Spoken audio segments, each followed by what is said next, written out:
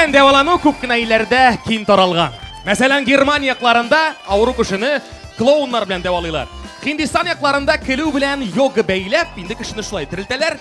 Көлү гомумән кешенең депрессиядан чыгара, төрле авырулардан азат итә һәм дә кайфны күтәрә. Хөрмәтле тамашачылар, экраннар янына якынрак килегез. Ни өчен дигәндә, без үзебезнең шоубызны башлап җибәрәбез. Минем исемем Илшат Исхаков һәм мин юморист. Икенче сезон дәвам итә. Инде зур рәхмәтләребезне шушы тапшыруны төшерергә ярдәм иткән Туган авылым комплексына белдерәсебез килә. Бик зур рәхмәт.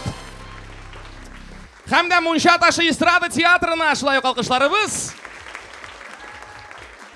Без башлап җибәрәбез һәм бүген бездә ярым финал. Нәрсә дигән сүз? Бу бик кызу булачак дигән сүз. Ягъни инде Мунчадан да кызурак булачак безнең бүген сәхнәдә. Ни өчен дигәндә, һәрбер конкурсантыбыз янына йолдызлар чыгачак һәм инде аларны тикшереп караячаклар. Инде импровизацион уен һәрберсенә ниндидер җәза биреләчәк һәм алар шушы җәзадан чыгырга тиеш булачаклар.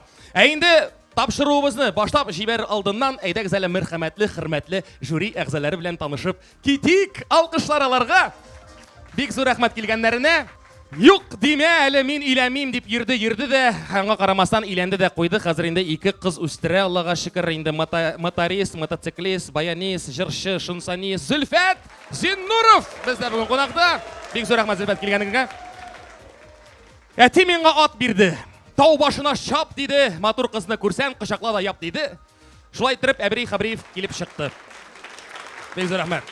Инде жюри әгъзаларыбызны һәр вакытта да инде бизәп торучы гүзәл затларыбызның берсе килә һәм бүген бездә кунакта инде 3 бала анасы булуына карамастан һәр вакытта шибәр, матур, мөлаем, әле күптән түгел генә Татарстанның атказанган артист исемен алган Ландыш Нигъмәтҗанова. Чын күңелдән котлыйбыз. Инде безнең жюри рәисе, легендар шәхесебез. 1 минут көлү 327 грамм свежий бәрән итен алыштыра дигән шәхесебез, Мунча ташы эстрада театрының җитәкчесе, Татарстанның халык артисты Гамил Асхадулла. Инде жюри әгъзалары белән таныштырдык. Хөрмәтле кунаклар, хөрмәтле тамашачылар, безнең беренче конкурсантыбыз белән таныштырып китик. Сәхнәдә Фаил Баязитов.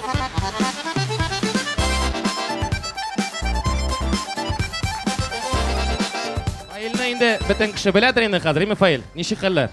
Аллаһ шөкер, әйбәт. Фаил, ярым финал. Әзерләндеңме? Әзерләндем. Импровизациягә әзерләмәдек. Ничек импровизациягә әзерләнәләр, Фаил? Импровизациягә гомумән әзерлек булырга тиеш түгел. Миңа калса, ул була да алмый, чөнки инде нәрсә буласын, кем буласын, кем буласын, беркем дә белми. Син гомумән ял итеп килдең инде, име? Әзерләнмичә. Ярар. Ярар. Фаил, ну син менә бик матурна башлаган инде, менә беренче турда үткән икенчеләрем бик матурна. Мин сиңа уңышларны теләп калам. Һәм без беренче йылдыбызны чакырабыз сәхнәгә, ярыймы? Беренче йылдыбыз безнең, әлбәттә, Татарстанның атказанган аферисты Айнур Сулейманов каршылык. Айнур, таныш бул Фаил белән. Инде егетләр, без сезгә шундый җәза бирәбез. Димәк, ситуация күз алдыгызга китерегез. Берегез гаишник Фаил булыр дип уйлыйм, димме? Икенчегез йылдыз, текә йылдыз. Һәм шундый ситуация, гаишник текә йылдызны туктата, ә йылдыз бик катыны гашыга, чөнки ул концертка сыңга кала. Рәхим итегез, егетләр. Так. Старший страстный, старший сержант Соточкин, сотканы карманга, пожалуйста. Я шаяртам. Профессиональный юмор. Дзюба. Так, ярасы, мында мені қорқытма. Так, нарушаем, значит, әйме? Протокол сразу түзіп қоябыз алтына. Кім айтты нарушаем деп? Мен бит нарушайтмадым. Әйбәт кенә барам, жырлый барам. Син каянда килеп чыктың да менә нарушаеш дисең. Юк. Син мине танымадың әллә? Мин Дзюба. Альбертыч. Белмим. Ярар, сіз... Тукта, тәрәзәне төшірем әлі башта. Бик сәйір, конечно. Подожди. Син бу якка кил әле башта. Минем бит Toyota түгел машинам, японский. Менә бу якта кил, менә. Нәрсә булды соң? Нәрсә эшләдем? Нәрсә булды? Матур гына бара. Ике сплошной. И минем хатынга ясагансыз. Шуңа күрә хәзер мин сезне по полной программе, монда хәзер бер кая бармыйсыз. Так, багажникларны ачабыз, аптечка, огнетушитель. Миндә багажник юк, брат. Без багажника, мин велосипедта. Так, монда әзрәк кенә наркотиклар исе килә бугай әле. Так, монда больницаға бармайша болмайшақ. Давай башта шығайық әлі. Мында машинада вонючка просто көптәннән йөри. Ол сіз мейінді ол. Нәрсә әйтәсез килә? Вонючка мин вонючкаға ашағанмы? Бұлай жоқ. Мин Зөлфәт Зиннуров. Танисыңмы, юкмы? Зөлфәт теге Зиннуров. шөпіс, шөп. Шул. Шет керек басым ашаққына ярар. Жоқ, сіз Зөлфәт Зиннуров қошамаған соғын мен сіздің ортта йоқлап бара тұрған қызық. Юк деймә, миңа алай. Нишек ашамасын инде. Жоқ, мұндай тоғыш білен ярар, әлбәтті, сөйлешірсіз, ұтыртқаш сізні. Хәмінде шансон yazырға менә деген шиыр. Ну, олай сайдагыз, икенче төрле иттереп карыйк. Бәлки по-братски, как-нибудь договоримся? Брат, дикадай такой. Это как-то вот так вот. Ну, тогда, может быть, әзгенә башка шәс сөйләшербез, әзгенә. Сен бит инде кешелекле кешегә охшаган. Син үзең кайсы яклардансың, брат? Брат, сен аңлайсыңмы? Сендейлерне мен көне буена мына-мыннан көрәм. Шуңа күрә мен аптырап менен аңара. Соң, алайса, әйдә, икенче төрле сөйләшик. Бәлки синең йөрәгең юктыр. Сен бигрәк смелый малайга охшаган. Кем малайсың син? Менә тирләтә башлады. Әйе. Мен бит сезне таныдым. Сіз бит шәй, кофе сатып берегіз вокзалда. Қоян Миннеханов болып сөйлешуге үйрендіңіз сіз.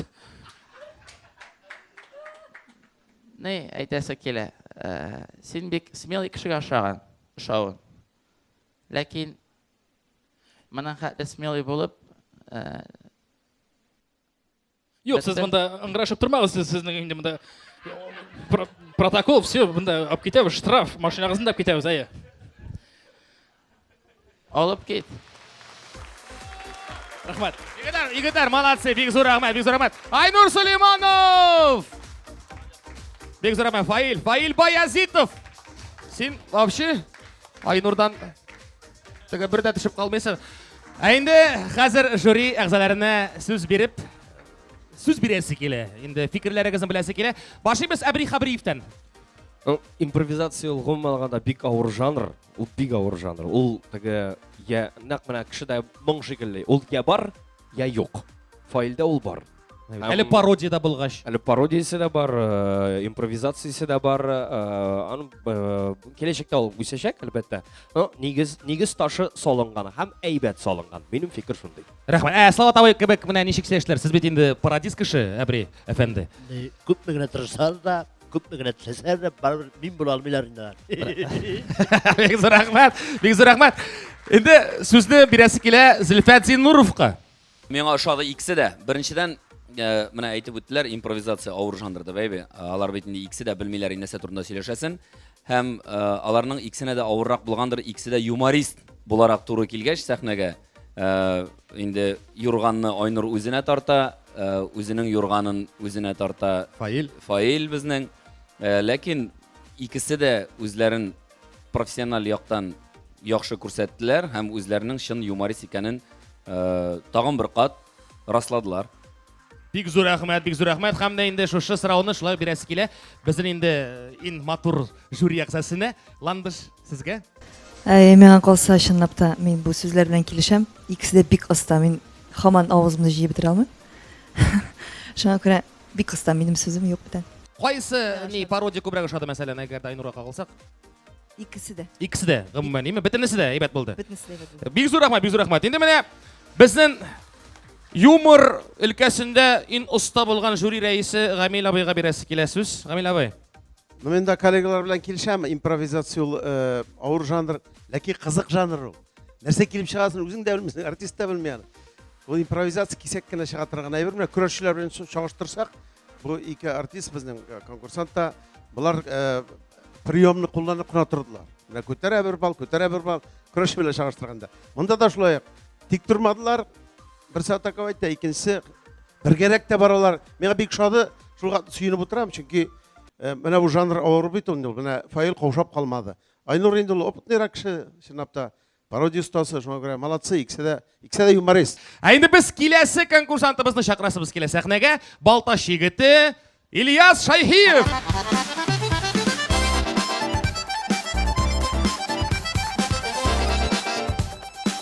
Молодец! Хамамна Ильяс өзінің матур бабышқысын киіп келе, олмна шында біздің неге ұшаған логотип қайма. Ильяс, он нешек Балташта хәлләр? Балташта хәлләр әйбәт, хаватыр ашажалы. Таный башадылар менде сенде менә. Ике кеше таныды. Кім? Ике кеше таныды. Менә монда туган алым ресторанына килеп кергәндә, Амила ай белән Зиндур, "Нәрсә соңга калып йөрисең бала яктык" диделәр. Менә бит. Бу бит инде зур югары үсеш шулай бит инде. Яхшы, без сиңа уңышларны теләп калабыз. Инде менә әгәр дә тукталып калсаң, син кенгуру булып сикерә аласың, беләсең аны турында, онытма, ярыймы? Инде синең яныңа чыга безнең йылдызыбыз, Татарстанның атказанган йылдызы, артисты Марат Галимов. Каршылабыз. Марат, нәмдә ракбасык Ильяс. Сезгә менә без инде Ильясны күптәннән күзәтеп барабыз. Шабат Ильясның бик матургынан теге җәнлекләр чыга. Менә туры киләме? Анда кенгуру булып күрсәтә беләсең син. Күз алдына китерик. Ильяс сыер, ләкин ул ни өчендер менә савырга бирми үзен. Син савучы буласың инде, Яркай. Егетләр, уңышлар сезгә, әйдәгез.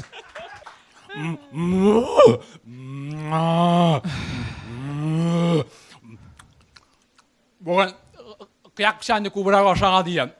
Нәрсә? Кичкә эшем китәр ахыры. Нәрсә ашадың? Кыяк пешән. То ли яна куриный, то ли нәрсә. Нәрсә дисең? Кыяк пешән дип шукра. Давай, савабыз! Хәзер хатының димим сиңа. Шыкынба, тутма. Ничек инде? Тутма мине ба. Кая? Төнлә хатынныкы кайтып тот, мине ишәтне тотканчы ба. Так, туктале. Нәрсә? Башлап бетерми әле монда. Так, шилек кая, шилек. Сыерныкы сыер инде ул, әле нәрсә юк. Имшәк дәсә. Нәрсә булды соң сиңа? Дәк, сөтем тулды. Сөтем төшә, саварга кирәк. Давай савам, сал штаныңы. Бездә штан юк, без сыерлар, үгез түгел мин. Үгез түгел син Юк, да. бездеке әзер, шушында. Тора. Карале ди, хуҗа, мен әйтәм, артык сорансыз, слушай. Кыйрыгың кая китте, кыйрыгы? Кыйрык бар минем. Слушай, артык сорансыз. 2 сәгать элек кенә сауганы түгелме соң мен әйтәм. Минем теге хуҗа көне буе йөртә иде менә, әйме, көне буе йөртә иде. Инде сөтем төшә башлагач кына сава торган иде. Син әллә инде соран 2 сәгатьтән керәсең дә җитәсең. Слушай, булай булса. Машина алырга кирәк бит миңа, машина акча кирәк. Булай булса минем имшәк ярты елдан төшә, синең машинаңда эшем юк. Минем имшәкләрем кадерле. Аппаратыңны куясың хәзер, әйме? Куры аппаратыңны куясың. Давай үгез алып киләм мин сиңа, үгез алып киләм. Үгез кирәкме? Слушай, үгез дигәнне уялып тора идем. Мин күрше авылда Валериян исемле бер Кавказ токымлы әйбәт нәсел үгезе бар дийме? Шундый әйбәт йөгертә ди. Бер сыерны да әле ияртмичә җибәргән юк ди. Алып бар шуңа. Алып бар, үзендә кызыктың кызлар сөйли, тоналар сөйли. Яшь тоналарны да ияртеп кайтарта ди. Өстендә калдырып да алып бар Валериянга мине. Валериян. Кызлар сүзләренә гашык. Бу теге Чуваш авылыннан Валериянмы да? Чувашныкы ба белми, Крәшеннеке ул булай ташты. Син кайсы якка карыйсың да, безнең бу якта Крәшеннеке. Валериян исем диде. Да. Алып бар мине, шундый нәсел үгезен. Алып бар. Давай, киттек. Карале, син абзарга соңгы арада шинап керә башладың. Вот шул шинап кергәндә малай еш тоналарның да, әлеме бозаулама еш тоналарның да имшәтләренә 5 литр сөт төшә. Күбрәк шинап йөрсин, яме, күбрәк шинап йөр. Малай, әллә ничек теге кулларың япмый синең сыер саварга. Кем булып эшлисең? Минем ачы кул ятмый бер нәрсәгә дә. Кебек кулларың, хатын кызмакы кебек. Кем булып эшлисең? Әйт әле. Минме? Сыер саварга кулың бөтенләй япмый син, слушай малай. Көтүче булып эшлим мин.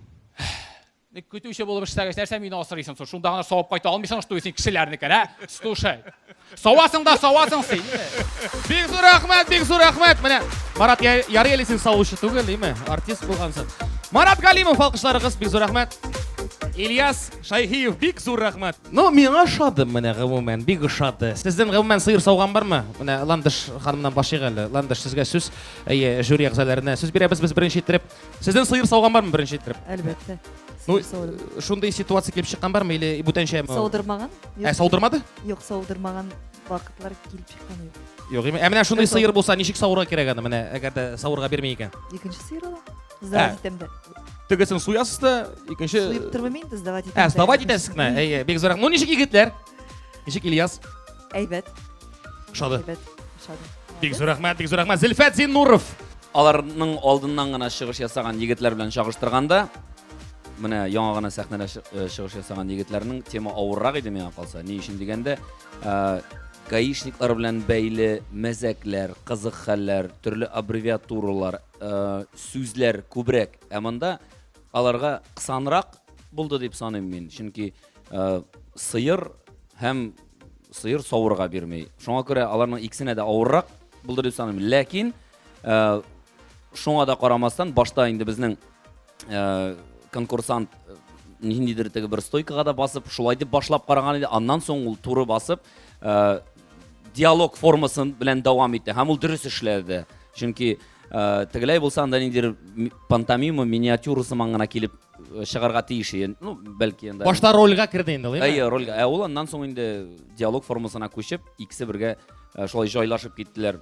Молодцы. Әле шундый авыр ситуациядан да кызыклы сүзләр ишетелде һәм алар җырып чыктылар дип саныйм. Бик зур рәхмәт, бик зур рәхмәт. Инде менә күп кенә көтү көткән йолдызыбызга, жюри әгъзасына сүз бирик. Әбри Хабриев. Тема бик авыр, тик аны бераз гына җәелдереп булайды. Мәсәлән, бер караганда сыер белән кешенең аралашуы ул үзенә күрә бер абсурд. Абсурд вакыйга шай бит. Аңа бераз бәйләнеп алырга булайды. Ну, барбер катаулылыгы, кыенлыгы аны сизелеп тора. Әйткәнчә, теге Зөлфәт әйткәнчә, алдагы гаиш артемасына караганда бу күпкә катнаулырак, бу әллә нәрсә бик җәелеп тә китеп булмый. Ләкин шуңа карамастан, менә Ильясның теге үгез турында сөйләгән сөйләү манерасы берникадәр да күз йомып торсаң, нәкъ Рафис Фазылҗан сөйләшкән шикелле булып китте. Үзенә күрә пародия алымы диебрәк тә кабул итсәң була. Һәм Ильясның шулай ук Маратның әйткән фикерләренә җавапларын кайтару һәм баракка килгән теманы тиз генә җәелдереп фикерен җиткерү булса зур мактауга лаек. Бик зур рәхмәт. Бик зур рәхмәт. Пародия остасы Әбри Хабриев булды. Ә инде без сүзне жюри рәисе Гамил Асхадуллага бирәбез. Мин әйтәсе килә, Ильясның сыйыры бик балтын булып чыкты. Чөнки Маратны буксерга алды ул. Үзе активный булып чыкты ул сыйыр. Бик саудрасы да килде, аның саудрасы да килмәде. Миңа калса, менә тар булса да тема, бары жуклап калмадылар. Ильяс молодец. Чынлап теге күреп тора филолог шикән теле бердә тиктирмәй. Җаен тапты, бары җырып чыктылар. Марат үзенчә кирип китеп карады. Икесенең арасында бик матур диалог килеп чыкты. Молодцы. Бик зур рәхмәт, бик зур рәхмәт. Дәвам итәбез мине юморист тапшыру 2нче сезон һәм киләсе конкурсантыбыз безнең егетләр арасында бердән-бер кыз бала. Инде Чаллыдан килгән безнең матур юморист кызыбызны чакырасы килә. Каршылык Йылдыз Гибадуллина.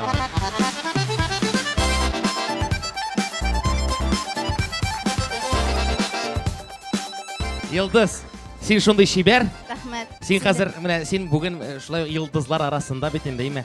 Ничек уйлыйсың, кем чыга синең яныңа? Иң матур, иң акыллы, иң шәп, Юк, ул бүген жюридә утыра Зөлфәт Зинуров. Синең өчен без әзерләдек киләсе йылдызыбызны. Гомумән мин синең өчен ничектер менә җан атам. Син молодец, менә гомумән булдырасың. Шулай ук югалма, куркма. Әгәр дә бер куркыныч хәл килеп чыкса, син кыйнарга можеш аны, яме? Син бит егетләрне кыйныйм дигән инде теге вакытта, әйме?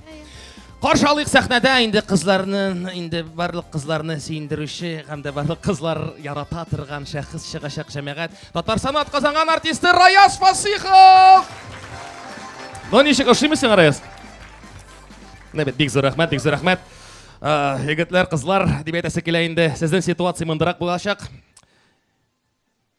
Ир белән хатын һәм хатын ирен сәркәтип белән тотты. Аңлашылды, әйме? Димәк, уңышлар сезгә, башлыйбыз. Бисмиллахир-рахманир-рахим. Сразу әйтәм, без синең белән аерылышмыйбыз, син миннән болай гына җиңел котыла алмаячаксың. Кем син? Мин синең хатының, әмма син минем алтын балыгым булачаксың. Беләсеңме нәрсәгә? Матурым, менә бу соңгы пластикың вообще ни, конечно, әйбәт күтәрткәнсең. Но мин сине танымадым уже. Мин синең хатының дим. Танымыйм дим. Бүтән мондый пластический операцияларга йөрмәдем, минем акчаны эрәп итеп. Акча дигәннән. Син миңа тун алып бирергә тиешсең. Чөнки мин туйдым синең концертыңнан калган реквизитны киеп йөрергә. Началось. Но нәрсә булган? Ул да мехтан ясалган. Мен ауыл Зүлфат Зинуровтан қалды ничего страшного. Киіп үйренмейді әлі. Мен келіп, ярар мен аны фольклорный ансамбльдан урлап қалғаным, Аллаға шүкір. Менә матурым, менә мин уйлаган идем, менә Казан егетләре төркеменең соңгы менә анда соңгы нисе җыелгач, Соңгы димә бер вакытта да, соңгы димә. Менә аннан да начарак булыр инде дип уйламаган идем, Так. Ләкин була ала икән. Юк, менә сиңа гомумән нәрсә ошамады? Менә минем 1 ел буе башыма уртканы ошамады, Юк, мин бит гаепле түгел, минем анда башымда мин тимер булганга. Қоя сенің пульт, мют деген кнопканы табасым келе менің. Менә, о, таптым бит. Менә шушы шый миңа, менә шушы шый. Менә шулай булсаң гомер буе яшарбыз синең белән. Юк, нинди кеше сине? Менә кем белән изменять итте бит миңа? Сирина белән. Әйтәм җирле син. Сирина, син булганга сөйнәм. Ул бит минем туган. Нишәтәсең инде? Ансын сайламыйлар туганны. Юк, әле мин кайдан белдем бит, Бүтән кеше белә, синең әниең белә, минем әнием белә, ә мин пусть говорят тан күрдем. Нишәсең инде? Шақырдылар бит, нишәдей, Малахов китүгә үк мине шақырдылар, нишләйсең? Мин кеше күзенә ничек карарга тиеш? Мин башта кеше күзенә карый алмадым, чөнки минем күзем күрмәде. Тагын бер әйттем, бу пластик операциядән соң синең күзең күрү генә түгел, борының да ишетмей башлый скоро. Синеке ишетмей башлаячак, точно әйтәм сиңа. Юк, менә мин кеше күзенә карый алмыйм. Башта менә күзем күрмәде. Аннан соң синең белән өйләнештем, кеше күзенә карый алмадым. Аннан соң хәзер син миңа исмия әйтәсең. Давай, балаларны гына искә алма, яме? Безнең балаларыбыз да юк. Бәлки синеке бардыр. Юк, нинди балалар ул? Так что все, матурым, сәламәтлек телим мин сиңа. Сәламәтлек телим мин сиңа. Рәхмәт. Ишеткәң бармы ул җырны?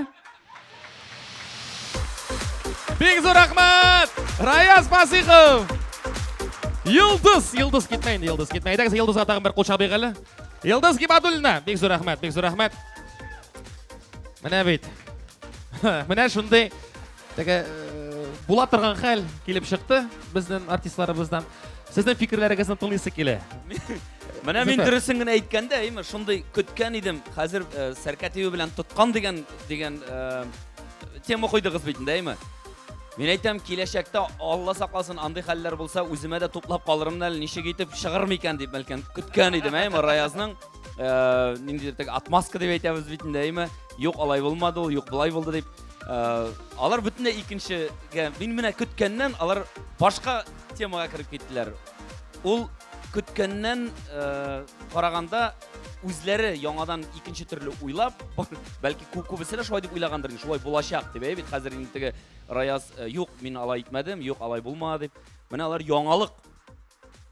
яңа юлдан китеп күрсәттеләр. Афәрин. Алай да була икән. Юк, шәп. Бик шәп. Әбри әфәнде Хабриев, сезнең фикерегез ничек? Әйтәләр бит әле, урысча термин бар.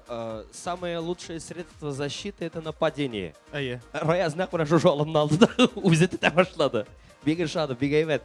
Шулпан Йылдызны инде мин КВНнан ук беләм, аларның КВН командасы белән шулай бергә эшләгән дә булды. Ул һәрвакыт ачык, һәрвакыт шын мәгънәсендә ялтырап торучы, төркемдә ялтырап торучы Йылдызчык, импровизация бик әйбәт, паузаларсыз, вакытында уйлап табып, вакытында китереп чыгарып, кыскасы шәп, төгәл, матур, күңелле, кызык җаваплар белән тулы импровизация булды. Рәхмәт. Әбри Хабриев, алкышларыгыз. Бик зур рәхмәт. Инде Ландыш Никмәҗановның фикерен тыңлыйсы килә. Йылдыз молодец. Супер, миңа бик нык Төрле ситуациядан чыгала икән. Раязны инде әйтеп тә торганда юк, ул инде оста. Но Йылдызга инде мин шаккаттым һәм миңа бик нык ошады. Молодец, миңа бу номер бик ошады. Бик зур рәхмәт. Инде бу тема мунча ташына күп кенә тапкыр булды, мин уйлыйм, миниатюрларда. Камил Асхадуллага сүз бирик. Мен чынлапта Зиннурның сүзен куатлап әйтәс килә. Мин дә көткәнем әйтәм, булар Йылдыз сразу кирегә барып куйды. Мин сеннән аерылмыйм диде. Абышлы бит инде. Куып чыгарам, мин сине. Менә бүтән җылга кирип китте Йылдыз, молодец. Безнең Раязда үзенең чынлап та опытный кеше икәнен күрсәтте. Юморист. Тәҗрибәле юморист. Судан кырып чыга белә икән, шуңа күрә монда ике талант очраштылар, бик молодцы. Отлично. Бик зур рәхмәт. Әйді біз тапшыруымызды дәвам етеміз һәм келесі конкурсантның исеме Айнар Асатов. Мамадыш.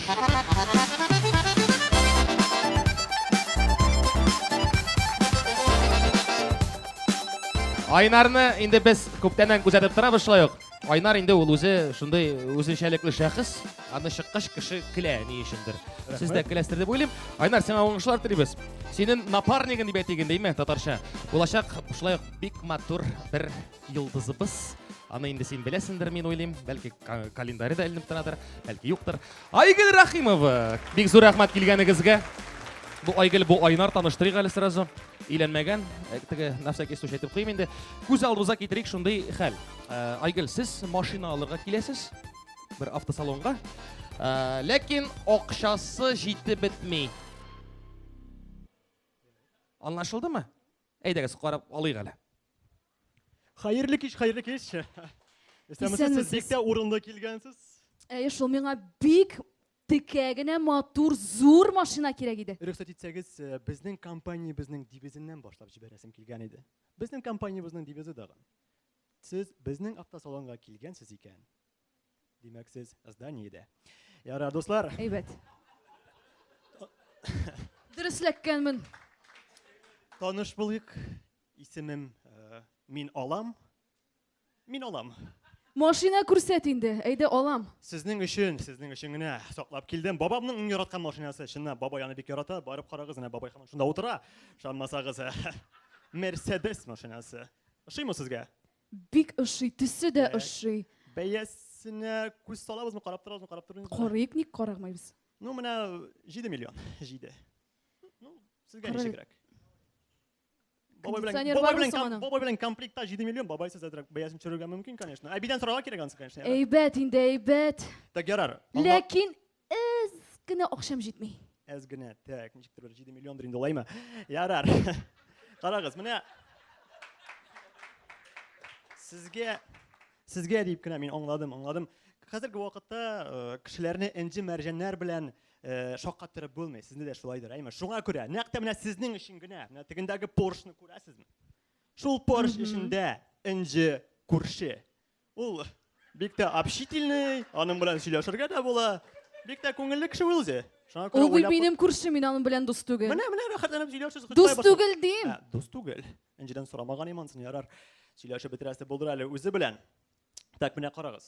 Сезгә ниндирәк машина кирәк микән? Ниндирәк бәягә рәшит итәргә тиеш микән? Гомумән, сезнең зарплатага кадәр еракмы әле? Син миңа иң мөһиме, иң текә машинаны күрсәтергә тиеш. Мин сорыйсым килгән әйтәм, иң текә машинага күпме өстәргә кирәк микән диме? Анардан карарбыз, әйдә күрсәт Так, тагын. ярар, әйдәгез, менә бар инде безнең йөзек кашыбыз. 12нче модель Лада автомобиле. Аңлагансыздыр, монда инде безнең, конечно, комплектация әзрәк, начаррак, подушка безопасности юк, монда юрган безопасности бар. Ярармы сезгә? Ябынасың, рәхәт, җылы, күңелле. Тәгәрмәчләр бармы соң? Бар, бөтен өчесе дә бар, сез дигәндә инде. Шулай. Әйбәт, миңа бик ошый. Димәк, әз генә акчам җитми шуңа. Нәрсәсең бу, аяз агымысың бу, җитәме инде юкмы белмим. Яра, карагыз. Булай булмас, инде 14. Сез дигәндә, шуннан менә карагыз. Аның ничек дип әйтим? 5 менә 5 диярлек машина, 5 диярлек. Аның менә комплектациясендә дәген теге встроенный аятел курси. Ух ты. Ярак барырга була, рәхәтләнеп. Менә. Аласызмы? Сезнең өчен саклап килдем. Шунда әйтәм. Анысы да бик әйбәт кебек тоела да. Димәк, әз генә акчам җитми шуңа да. Ярар, аңладым мин сезне. Менә карагыз тегендә. Ака машинасы тора, әйме? Сез аның машинасына карамагыз, тәрәзәләренә карагыз. Аның тәрәзәләре дигән теге. Саба тәрәзәләре. Күргәнсезме? Сабинский. Булай ничә вагына күренә.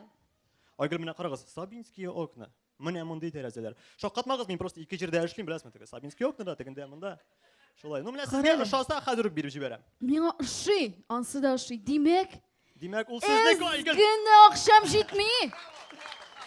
Айгөлләргә бушка. Супер! Айгөл Рахимова! Бик зур рәхмәт Айгөл килгәнегезгә. Менә ака машинасы белән кайтып китәдер инде Айгөл безнең, ниме? Бик зур рәхмәт. Айнар Асатов, алкышларыгыз. Менә Шулай иттереп машина алырга була икән акчаң җитмәсә. Миңа ошады. Бөтенесе дә талантлы, мин бөтен кешегә исем китеп утырам. Миңа бик ошый. Бик зур рәхмәт. Бик зур рәхмәт. Зөлфәт. Бу очракта Айнар бер үзе җигеп җырып чыкты.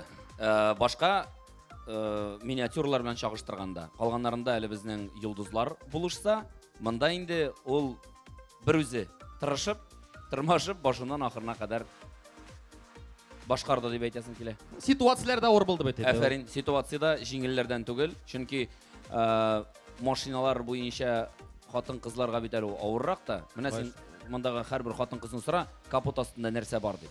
Ул әйтергә мөмкин бер-ике әйбер генә, бит. Инжектор мәсәлән. Әгәр дә әйтсәк, косметический берәр салонда булган булса, бу очрак, яисә берәр духилар сата торган анда шуның ише әйберләр. Монда инде Айгөлдә бәлки киреп киткән булыр иде, ләкин аңа авыррак булды машина темасы. Менә бик зур рәхмәт, бик зур рәхмәт. Әбри. Айгөлне белгәннән бирле bir 7-8-10 yıl vardır indi. Şundan biriyle maşinalar o hamam. Elle hamam maşinalı bitir almayı. İndi bana bunlara gelip ciddi şu şeyi birge. Bunda da maşinalara gelgen improvizasyaya da. Eğer de Aynar'ın bu kampanyanın diviz maşina içindeki komplektasyyalarını ne şu номер içinde improvizasya içinde baraka gelgen fikirler bularak şun мәгънәсендә şulay bulsa big heybet. Mesela когда siz bizim avtosalonga gelgensiz ikaz demek siz binada. Bu genialный фраза. Aynardan şap менеджер килеп чыгыр иде, әйме? Heybet. Любой birini sat alır idi o. Hatta Akan'da 7 milyonga satıp жиберер. Bulsa молодцы. Дөресен Aynarda Kubay birini işledi. Aygül indi nәк papagay şekilde benim akşam җитмәй, benim akşam җитмәй, benim akşam. No şunga da карамастан, evet, номер тулы. Һәм һәр вакыт кабатлап тора бирә. Ул бар тик номерны көчәйтә генә. Бик зур рәхмәт. Бик зур рәхмәт. Бик зур рәхмәт. Әбри Хабриев. Инде юмор патшасы Гамил Асхадулла, жюри рәисе. Мен инде Айнардан башласы килә. Буларның икесе дә ай белә башланган. Ай квадрат. Айнур, Айнар, Айгөл.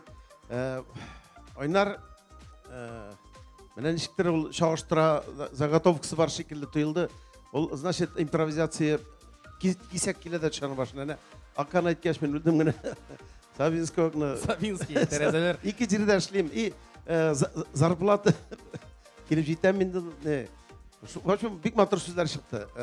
Мен Айгөлне дә яклысы килә. Ул үзенә куелган заданиене үтәде.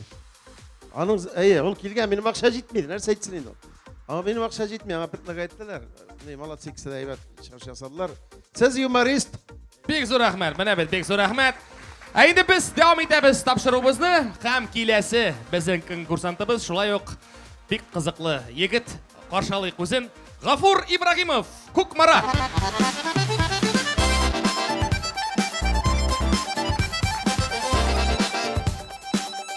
Һәр вакыттагыча Гафур чыккач бөтен кеше уйлый, Гафур берәр теге мәктәп укучысы дип. Юк. Гафур инде улы кеше. Шулай бит Гафур. Ничек хәлләр син? Яхшы хәлләр. Әзерләндеңме бүген, юкмы? Кайгырмагыз, югалмадым, әтиен дә эзләми. Үзем килдем монда. Менә бит молодец, бик зур рәхмәт. Инде менә синең яныңга чыгарасы килә безнең менә шундый бер эффектный. Инде аны һәр вакытта күргән вакытта теге ах дип кенә карыйсы килә. Ләйсән Махмутов, Татарстан атказанган артисты. Бик зур рәхмәт сезгә килгәнегезгә. Бу егетнең исеме Гафур. Әйе. Инде кешеләр шундый матур итеп киендерде сезне. Ой, субхан, сезне уже башланды, әйме? Менә монда диалог. Күз алдыгызга китерик. Шундый ситуация, Ләйсән, сез биюче. Go-go биюче кыз. Һәм Гафур сезне ышатып, сезгә 50 сум урынына ялгыш 5000 сум акча биргән. Әмма дә ләкин сдачасын сорый кире яңадан. Аңлашылды, әйме? Ситуацияны без инде күрдек, аңладык. Рәхмәт итегез. Гафу итегез, мин сезгә ялгыш кына 50 сум урынына 5000 тыгып җибәргәнем, кайтара алмассызмы икән? 4950 сум мин санаган идем. Минем süt аласы бар иде, акчага ипиләр, süтләр, айлык акчам. Әлбәт. Балакаем. Каралы дигәндә. Бесплатно мороженое бирәләр бар әле. Сез алай дип әйтмәгез, мин бәләкәй булсам да эшли кердем бер типтем. Һәм бу янау түгел, бу кисәтү. Бу кизәнү, бу ашау, бу сез, бу мин. Ай, куркытмагыз. Кішкене балаларны түнгі клубқа кертәләр разве? Әлбәттә, аның акчасында тиеннәр белән биргәнем бит. Ул бит бай асылынып торачак. Балакайым, сен миңа кымаучылыйсың, бір әлі кит әлі. Сен мен Кайтарыгыз инде ашка дигән тиеннәргә. бызасың, минем образымны бызасың, кеше миннән көлә китеп тор, пожалуйста. Әни! Яна, алып кил тизрәк суны. Акырма. Гафу итегез. Нәрсәгә кирәк сиңа ул акча? Балачакны искә төшердем. Малай, кит әле, бар әле, минем пенсияга чыгасы бар. Миңа акча кирәк. Пенсияны арттырдылар шулай пенсияны әлегә. Кемгә? Ашыкмагыз алай. Сезгә тагында күбрәк 8 елга арттырдылар. Мин әзрәк иртәрәк тә чыгам. Җегет хәзер охранны чакырам. Ул сине Нишләтә сразу диyorlar тегер ыргытып кына җибәрә. Тотылсалар ярар, җибәрләр. Акчаны кайтарсагыз, бик рәхмәтле булыр идем. Мин сезгә менә ул акча өчен предлагать итәм, менә ишек дүндүр. Нишле мин аның белән? Ул гади ишек түгел, зур музыкаль шкатулка. Кер шуңа. Кит моннан, бар. Юк, мин Бирмим дидем мин сиңа, бирмим дидем. Аңлатыгыз әле. Ничә биргә тиеш мин аны? Син саный беләсеңме? Син мәктәпне бетердеңме? Мин санадым. Ничә класс бетердең? Санадым, әйтеп торам, 4950 сум. Ничә класс бетердең? 11-дә бетердем, бөтенсендә. Демәк, сатып алгансың аттестатны. 50 сумны да белмәгәч. Бик зур рәхмәт, алкышларыгыз! Лейсан Махмутова, Татарстанның казанган артисты, һәм Гафур Ибрагимов. Менә бит, югалып калмады. Молодец. Менә андый хәлдә калсан, нәрсә эшләргә кирәк микән, Әбри әфәнде? Гафурдан недер бір теге рус термины бар инде, теге үҗәтлек, настойчивостьнан бераз көткән идем. Теге һаман бәйләнеп, тинкәгә тия торган кешеләр була бит менә. Бер инде дип менә һәрбер нисаен шундыйрак яңарак теманы итеп, ну теге тиеннәр, ашка җыелган тәңкәләр асылынып торган сәйбәт эшәп булды. Бераз гына әлбәттә теге нидер тупикларга эләктеләр, ләкин озакка барма, тупиклар җәелде, тиз арада шишелде. Былай тулысынча алганда уңышлы гына импровизация дип аларга була. Бик зур рәхмәт. Ландыш Нигъмәтҗанова. Сезнең фикерегез? Бик кызыклы номер булды минем өчен. Лейсан да бик оста инде, Лейсан уста. Лейсан уста инде ул. Һәм бу Гафур да бик теге нервыга тидедер минемчә, нервыга тимәде түгел. Һәм әкрен генә барыбер үзенекен эшләде. Миңа бик кызык булды аның теге тупиктан да, тупикка әгәр дә тупикка эләккән булсалар, барыбер чыктылар икесе дә тупиктан. Монда гомумән бөтен кеше дә көлеп утырды. Миңа бик ошады. Менә бик зур рәхмәт. Инде менә клубларда күп кенә йөргән, үзенең вакытында клубы да булган, Оештырган, дискотекалар оештырган буларак. Миңа образ ошады Гафурның. Беләсеңме, 70-80 еллардагы оялчан пионер, великий генә пионер, ул ялгышып килеп кергән клубка, һәм ул шул образын тотты, ул чыкмады, аның барлык үзен тотышы, шуңа карап микрофонны ике кулы белән генә тотып, әкрен генә кыяр кыймас кына карап, менә әгәр дә кино төшерсәк, ул шуннан да теге үзенең образында булды, ул чыкмады, ул бер кирип китте, ул актерлык сәләте бар дип әйтәсем килә минем бу егеттә. Инде юмор буенча монда менә Әбри әйтте, ул юмор осталары Гамил абыйны да уздырып, мин бер нәрсә әйтә алмыйм, шәп. Ничек Лейсан бейде сезгә, ошадымы? Лейсан инде менә нәкъ менә алдан уйлап куеп, ничек шулай туры килгән бит әле икесенең дә образы. Лейсан һәм Гафур. Бик зур рәхмәт. Татарстанның халык артисты Гамил Асхадулла. Бик зур рәхмәт. Алкышларыгыз. Коллегаларга бик ошады, миңа да бик ошады. Монда инде Лейсан айтып тұра, возьми меня. Возьми меня деген шикілі бей ол. Сдача сұрамаслық етіп бейді енді онаға.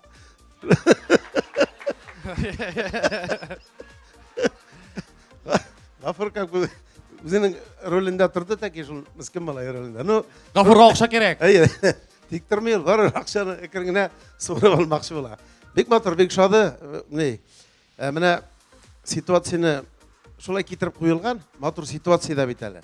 Шынап та кәжі алғышын атып қойған, екі көкірек арасында 5000 теңге. Шынап та ситуация да қызық, жігіттер, қызлар да бек матур ойнадылар. Ғафыр особенно молодец. Ол бірінші шығыш жасағанда да өзі, міне Зинур айтасы келе, бек матур етіп өзінен күле білді. Аның образ жасалған, тұмыштан жасалған енді. Молодец, Ғафыр. Бик зор рахмет. Уңыштар тілеп қалабыз, әлбәттә біз конкурсантларыбызға. Һәм дә инде безнең ахыргы конкурсантыбызны чакырасы килә. Руслан Хафизов.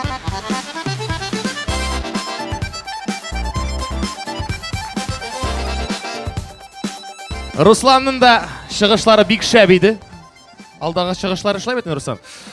Ишек бер нәрсә үзгәрдеме? Яисә син ишек менә иркенрәк тота башладым үзенне, яисә куркасың? Бер шу хисләре бармы, юкмы? Қорқуымнан икесі келгенімін ұттым. Нәрсе айтмакчы инде искә төшерә алмыйсың хәзер, әйме? Яхшы, бәлки искә төшер, ни өчен дигәндә хәзер сәхнәгә чыгачак безнең киләсе йолдызыбыз, каршылык. Инде күп аталы дип әйтик инде егетебез, артистыбыз Илназ Бах каршылык. Улай инде Илназның буш вакыты юк, бер вакытта да. Инде ниһаят килеп җитте, вакыт каян алгандыр. Илназ, Руслан, сезгә шундыйрак хәл, ситуация, менә син бит инде эш малай бит инде син, ниме? Кызлар хатын гына. Менә күз әйдә шушы темага кагалыйк. Күз алга китерик, син Илназ Бах. Бу синең малайың Рамил булсын. Һәм син инде Рамил әни белән калыр өчен, бераз теге сөйләшеп алырга, анда теге фикерләшеп алыр өчен улыңны чыгарып җибәргә кирәк сиңа. Давай.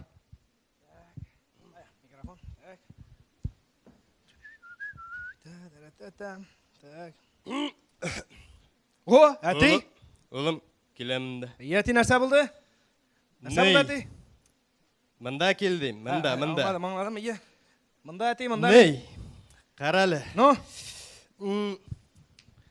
Әти, әйт, давай, ішім бар, давай, ішім бар, менің ішім бар, әти, әйт. Улым, ау, қаралы.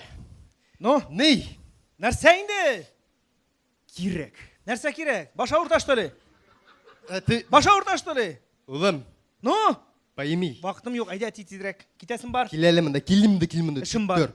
Міне, миңа керек, әйме? Нәрсә керек? Сенің авторитетің әзірек бітірге керек, а то менен де зор көрінесің. Қазір шығасың урамға, әйме? Так. Тыңла, бүлдірме атаңа. Әйе. Шығасың урамға, парк бойынша 1-2-100 круг, әйме? Авторитетні шеңдіресің. Так. 1-2 сағатқа, аңлашылды? 2 сағатқа? Алланың ярдәме Жоқ, тисә әти 3 менің сағатқа болыр әлі. Әти менің бүгін жүгіре тұрған күн түгел, әти менің бүгін вақытым да жоқ, ертеге менің ішлерім бек көп, шуңа көре дәріслер, компьютер менің, шуңа көре мен біріншікте бүгін шығып алмаймын. Ертеге, давай шығам ертеге. Смотри, жоқ, бүгін сөйлештік. Бүгін сиңа, міне, смотри, бүтін ішін қолдырасың, әйме? Үй ішлеріңі, бүтін ішлеріңі. Қалдыралмай меңа керек, мен ертегелік ату. Ярар, міне, бүтін ішлеріңі бүгін әнейін білән екеу әйбәтләп ішлеп шығабыз. Солай ма? Валлахи дейм, көптен күтемін де. Шыннап, улым. Әйме? Ней? 2 сағат дейсен енді. 2 сағат. Үлгіресің мұсың? Ней? 2 сағат кенште мұсың? Улым, әйді, бұлай. 2 сағат қойтыр олына шолтыратасың, әйме? Бұлмаса, мен сен картыға көшерем. Нәрсе көшересің? Әзірек оқшайын шында. Картыға. Қоян шолтыратам мен сен домофоннан?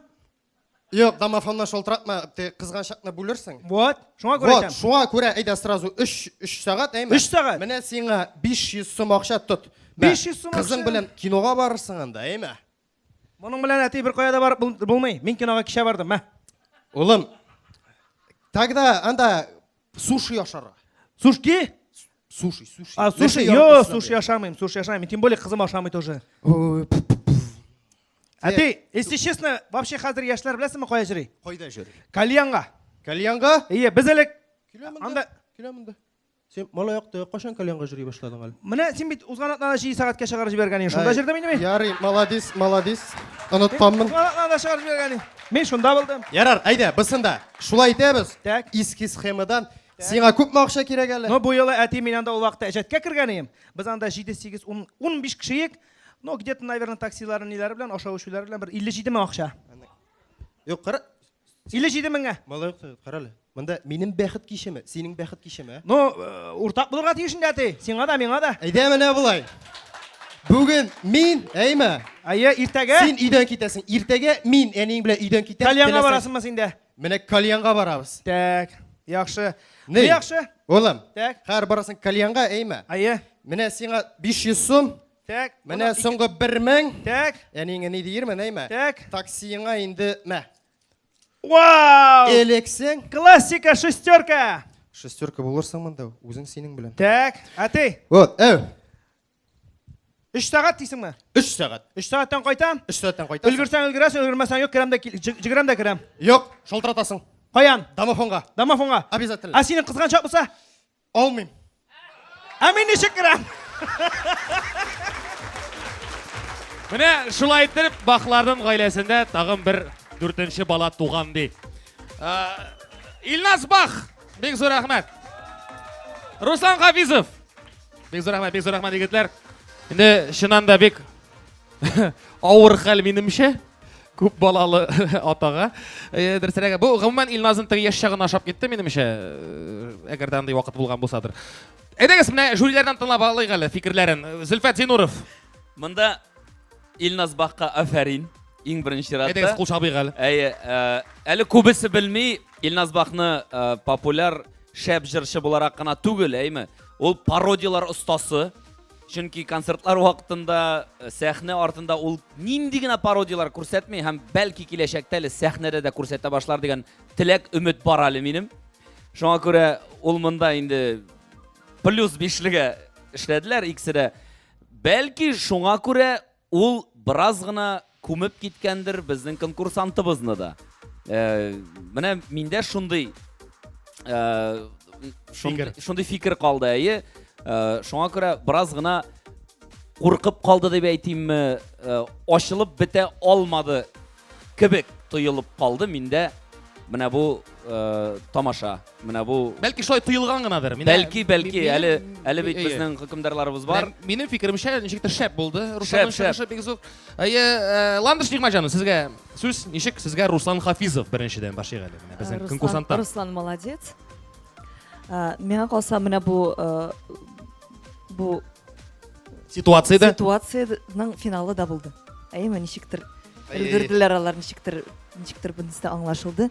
Илназга да молодец дип әйтәсем килә. Һәм ничектер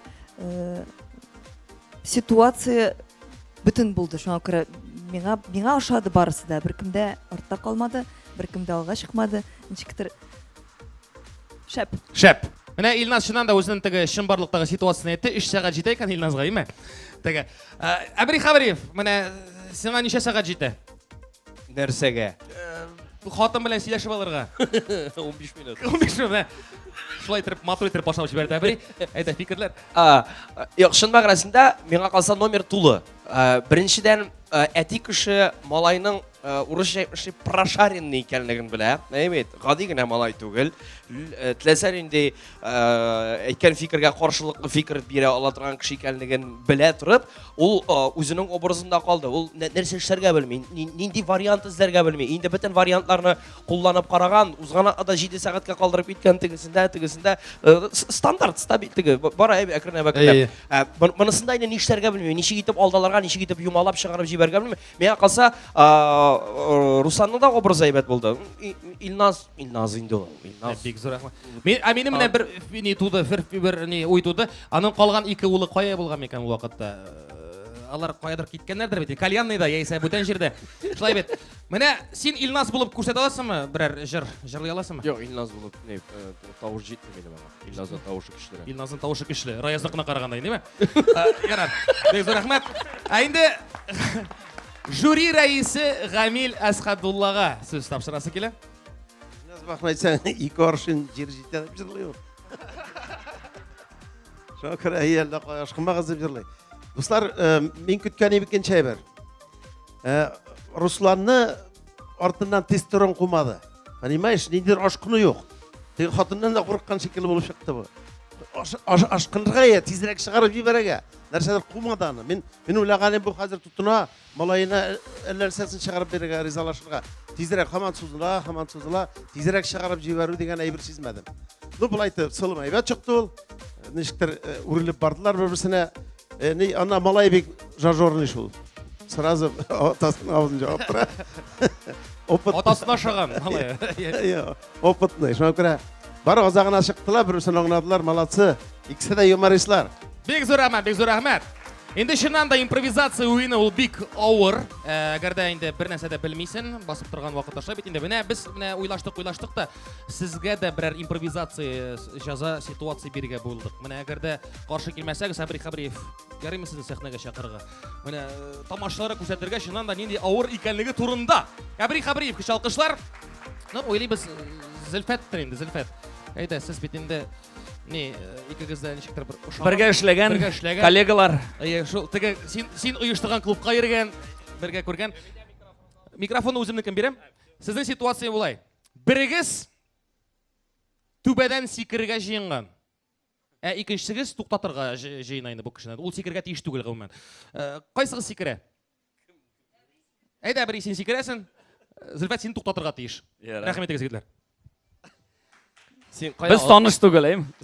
Біз танышмы? Біз танышмы? Танышты. Сен тігінде басып, мен түбәді тұрамдыр ен өйді. Тоқта, нешлерге жинасың? Сен екінші этажның түбәстен неше бересің, сен аста болырға тейшеш. Тоқта, мен 9-шы қаттан, сен 8-де, нешлейсің? Секірге жиындың мәлі? Өлем! Нәрсе бұл? Тойдым! Қатын? Yok. Kredit? Yok. Balalar? Gimaroy. Tabip? Buluşmadı. Əbilər? Əbilər korkup çıkıla. Sikram! Tutuğa! Yok tutmaz. Yok. Sen şu an kadar şolay büküreydin mi? İyi, ağır basıp dururға turу келеш. Toqta, әлі бет аның білен ғына тұрмыш. Тоқталмай. Менікі уже тоқталды. Нешенші күн енді? 2 ay. 2 ay aşıya almayayım. Не то что aşıya almayayım. Anladım, керек mi? Suluyu da almayayım. Birer нәрсе бар ма, birer dava? Senin bulğanı var mı dinerse? Yok, Allah'a şükür. Allah'a şükür Aysa. Barış kımından sikrem ulem. Ölüp anın bilen bitsin, bir нәрсе de ispatlay almıysan. Nişe indi ispatlay almayayım. Uldum bitti gitti, bir нәрсе daha urtmay. Düzetesi yok. Ansı da var. Nersen var senin, nersen kala? Aytta deyim bırağa. Anısı kala. Kimge? Üzüme. Sen bilesin mi, sen bit üzünden son kalgan aybirini köp mü kişiye fayda yasıya alasın? Men нәрсе сиңа? Panelleşliyim что ли? Fayda kaldırga deyiş, her kişi üzünden son. Fayda, indi fayda, нәрсе bilen? Kvartirin seniki mi? Kvartiri kadınlık. Okşan var mı karavat aslında? Нәрсе var mı? Okşan. Maşinan var mı? Alaysa sikir.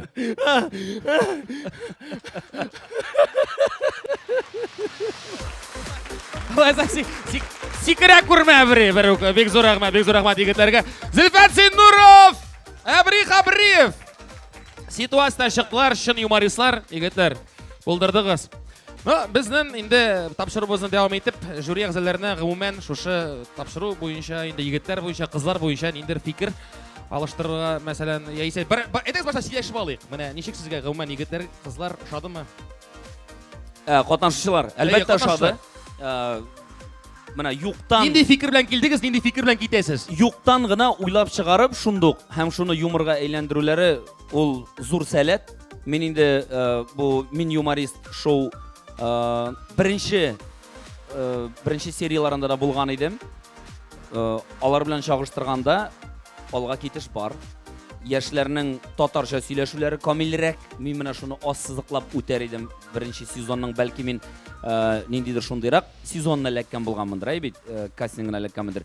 Быел менә бу кастингта саф татар телендә сөйләшүләре куандырды беренче чиратта. Икенче чиратта әлбәттә юмор осталыгы, нинди теләсә нинди ситуациядан чыга белеп, һәр сүзләрен табып, ул зур сәләт. Афәрин. Бик зур рәхмәт. Ландыш Никмәҗанова, Татарстаннан казанган артисты. Алкышлап алыйк әле. Мен инде монда беренче тапкыр, миңа гомумән бу Мин юморист дигән шоу бик нык ошады. Хәтта онытылып та киттем кая утырганымны. Бөтенесен мактыйсым гына килә. Бөтенесе оста, әле монда сәхнәгә чыгып та шулай уйнаулары инде ул бу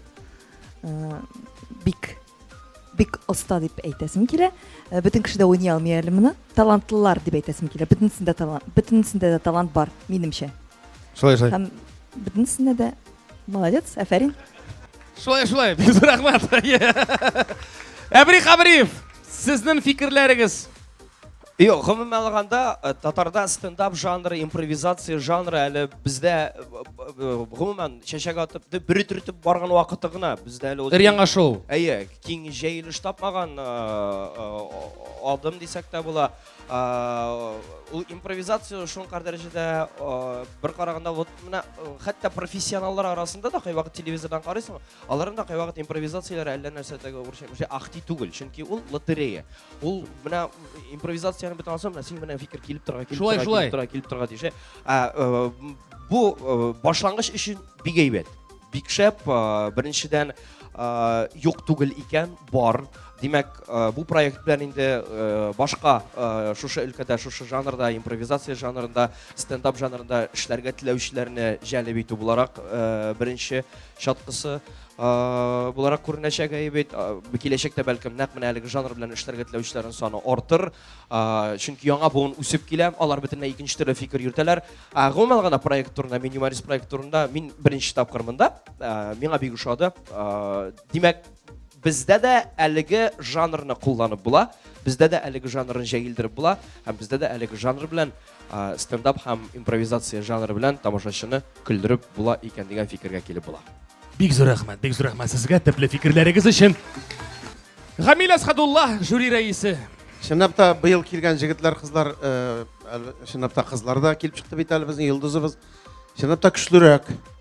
Бер баш көчлерәк, менә беренче урын алган җегет безнең Рамес Түбәнкамыныкы, импровизатор яхшы, менә безнең киткән чыгып калган җегетләр дә шул уровеньда дип әйтәс килә. Чынлап та Зиннурны тулландырып әйтәс килә. Телебез яңгырап тора, матур юмор, кендек астыда юк, нидә юк, менә тормыштан алынган матур юмор. Һәм инде җегетләр чынлап та байракны алда тоталар, теләкләре бар, талантлылар. Чынлап та менә бу әле тарихка кирип калыр, шу туган як рестораны, беренче стендапта катнашкан җегетләр, кызлар. Мин сезгә уңышлар телим. Менә бу мин юморист проекты әле яшәсен иде. Безнең инде хөкүмәтебез дә, культура министрлыгы да бу әйбергә уңай карый башладылар. Һәм инде татарның матур юморы булырга тиеш. Яшәсен безнең проект, мин юморист. Бик зур рәхмәт безнең жюри әгъзаларына, шулай бик зур рәхмәт белдерәсе килә безнең йолдызларыбызга, артистларыбызга. Әйдәгез әле тагын бер кат алар белән танышып китик. Айнур Сөләйманов, пародист, юморист, алып баручы шоумен, татар санат казанган артисты Марат Галимов. Шәп җырчы, шәп татар санат казанган артисты, кызларның йөрәкләрен яулдыручы Раяз Фасихов. Инде җырчыларыбыз арасында иң матур, иң шибәр, иң гүзәл җырчыларның берсе Айгөл Рахимова. Татарстанның атказанган, иң эффектный, иң матур, иң шибәр, бомбический җырчыларның берсе Лейсан Махмутова. Һәм дә инде күп аталы, шәп юморист, җырчы Илназ Бах. Менә бит, бик зур рәхмәт сезгә, кадерле йолдызларыбыз, артистларыбыз. Инде без бәйрәмебезне дәвам итеп, сүзне жюри әгъзаларына бирәсе килә. Сүзне түгел, киңәшләшер өчен жюри әгъзаларына вакыт бирәсе килә. Һәм дә без беләчәкбез, кем инде шушы проекттан төшеп кала, ә кем дәвам итә һәм финалга узачак. Инде безнең жюриләр киңәшләштеләр һәм дә үзләренең вердиктларын әйтәчәкләр. Һәм сүзне бирәсебез килә жюри рәисе Гамил Асхадуллага. Минем инде кабатланасым килә тагы бер мәртәбә безнең чүп калган җегетләр бездә бер кая югалмыйлар. Менә безнең инде алда бу проектның үсеше бар. Авторский группада булачак, шуңа күрә чүп калды дип кайгырып утырыштан түгел. Инде зур рәхмәт әйтәс килә менә катнашкан җегетләргә, кызларга. Үзебезнең йолдызларыбызга зур рәхмәт килеп, менә шундый яшь конкурсантлар булышкан өчен, поддержать иткән өчен.